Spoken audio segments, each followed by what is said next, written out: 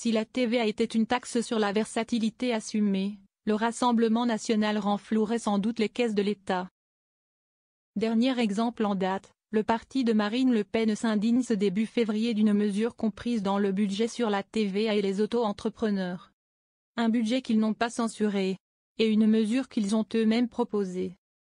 C'est un des points qui a failli passer inaperçu dans le projet de loi de finances, PLF, texte considéré comme adopté depuis le rejet de la motion de censure à l'Assemblée et la validation du Sénat.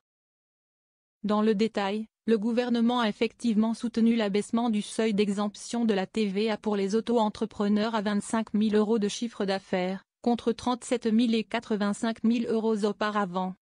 Une disposition technique, certes, mais qui va changer la donne de milliers d'entrepreneurs. Dans les faits, nombre d'entre eux vont désormais être assujettis à la TVA, et risquent de facturer cette taxe à leurs clients, donc 20% plus cher, avant de la reverser.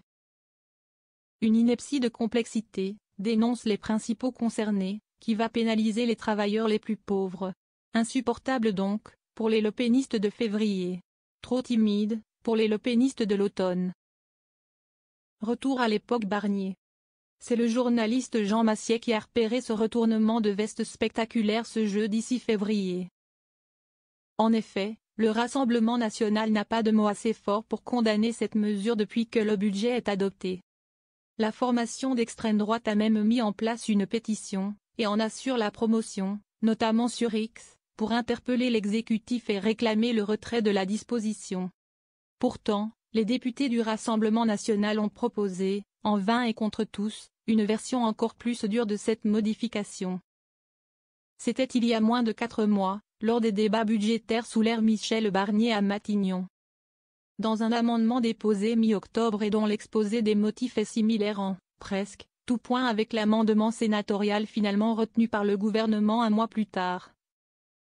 Les lepénistes réclamaient un abaissement plus radical encore du seuil d'exemption de la TVA, au lieu de l'harmoniser à 25 000 €. Comme le prévoit le budget finalement adopté, le Rassemblement national voulait des seuils à 20 000, voire 18 000 €, selon les différents secteurs d'activité. En clair, si l'amendement que les lepénistes ont défendu mordicus, jusqu'en séance publique à l'Assemblée le 26 octobre dernier, avait été adopté, le nombre d'auto-entrepreneurs aujourd'hui pénalisés serait encore plus grand. Dans l'hémicycle, seules les troupes de Marine Le Pen avaient alors voté en faveur de ces dispositions. Elles ont donc été rejetées. À l'époque, le rapporteur général du budget Charles de Courson avait pointé un dispositif qui compliquerait la vie des petites entreprises. Soit précisément ce que dénonce le Rassemblement national aujourd'hui, dans ses posts s'enflammer contre le racket des indépendants et la bureaucratie qui broie dans sa pétition. Une pétition, par ailleurs, moins efficace qu'un vote à l'Assemblée pour le sort des auto-entrepreneurs. Mais pas mal habile pour récupérer, à peu de frais, les données personnelles de potentiels sympathisants. Une autre habitude à l'extrême droite.